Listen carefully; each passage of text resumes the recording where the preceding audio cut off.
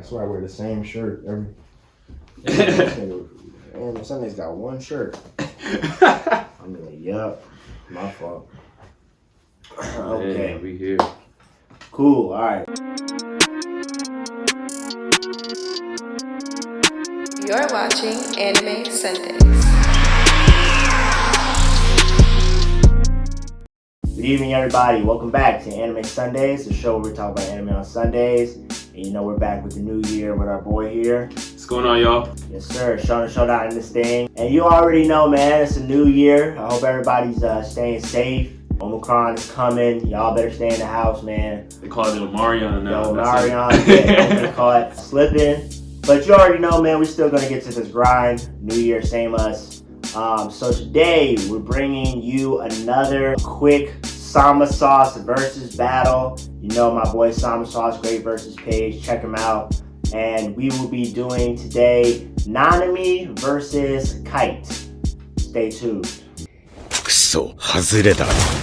ここからは時間外労働です。Rob, man, I saw this versus post, and you know, this is one of them versus posts that I really just enjoy seeing because, you know, both these characters don't have too many crazy abilities. Right, so exactly. I think it could be like a neck and neck battle. But, you know, I'm gonna ask you, who you feeling? Nanami or Kite? How you feeling about that? What makes this tough is Curse Energy versus Nen. Right. Mm-hmm. Right?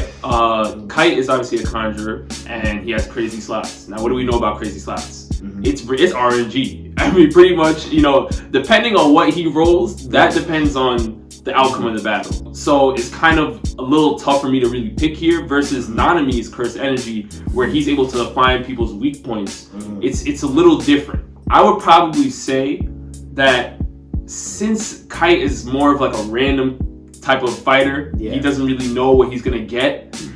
I probably would give him maybe like a 40 to like 30% chance to take down Nanami depending on what he rolls. But from what we were seeing in Hunter, we saw that, you know, many times when Kite got a roll, he considered it to be a bad spin. That was with the scythe that was able to cut a whole bunch of Chimera ants. You know, we've seen that time and time again. Even the sniper version of Crazy Slots, which it looked crazy to us, but again, he was fighting an opponent that's not somebody that I don't think Nanami could take down. But I think that because Nanami's Curse Energy techniques are a little bit more consistent, I would probably take Nanami more than I would take Kite. But Kite does have certain, you know, Crazy Slot techniques that he can use to win against Nanami. Just will he get them? That's the question. Right.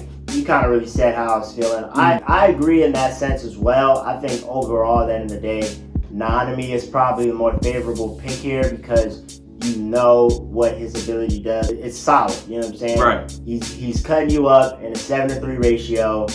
You know, he's finding your weak points. My biggest argument though with Kite is that he was able to hold off P2 long enough for Gon and Killua to escape. So a lot of people look at that like a with one arm.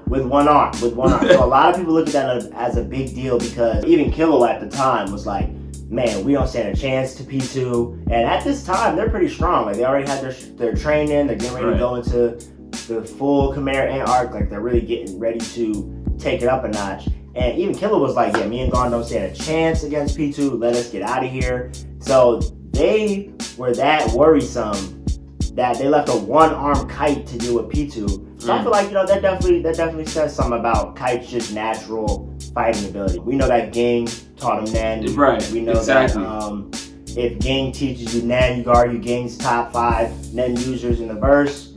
Automatically. Yeah.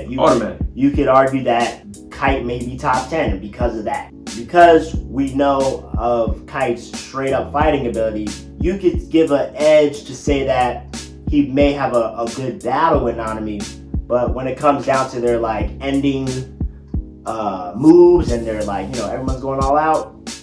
Well, how do you think Kite would match up against like a Mahito? Well, I mean, I'm not gonna lie to you. If we were to compare Nen and Curse Energy in that situation specifically, and you were to say that Nen could have a effect on Mahito, I think he would do pretty decent. I think he probably could get bro in the same situation, right? I mean, to me, it depends on what he rolls. That's yeah, where I'm at. You know what I'm saying? It depends on what he rolls. And that's a big thing too, because even when we saw him roll against P2, we had no idea what that even does. The mace, right? We had no idea, but he was obviously reincarnated. So a lot of people are saying that crazy slot number 3 allows you to be reincarnated. Now that's obviously speculation, but if that is the case and that happens against Mahito, but I wouldn't even. Is that considered a win?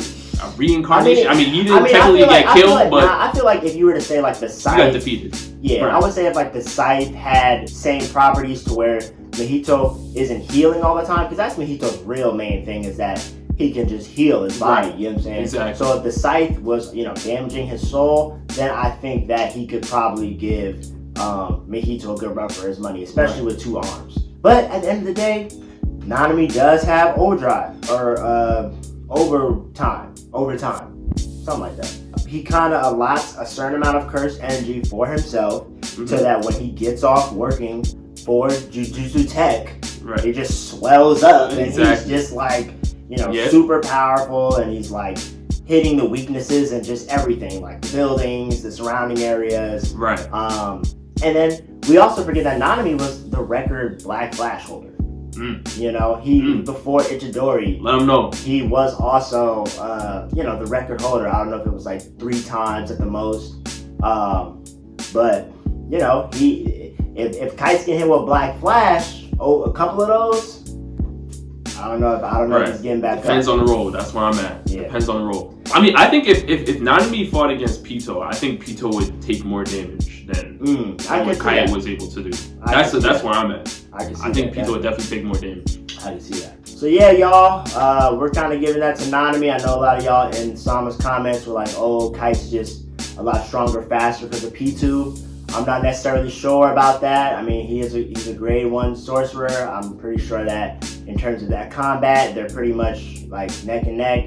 But I think that Nanami got the just overall better abilities. Right. Nanami has better abilities, but Kite, depending on the role, he can definitely take. Unless that number 1 slot is like game over. Right. Yeah, he does have 9 slots, so who knows? Right. That could go. That's a very good fight. But yeah, man, that's the debate for this week. Shouts out to Sama again for great verses.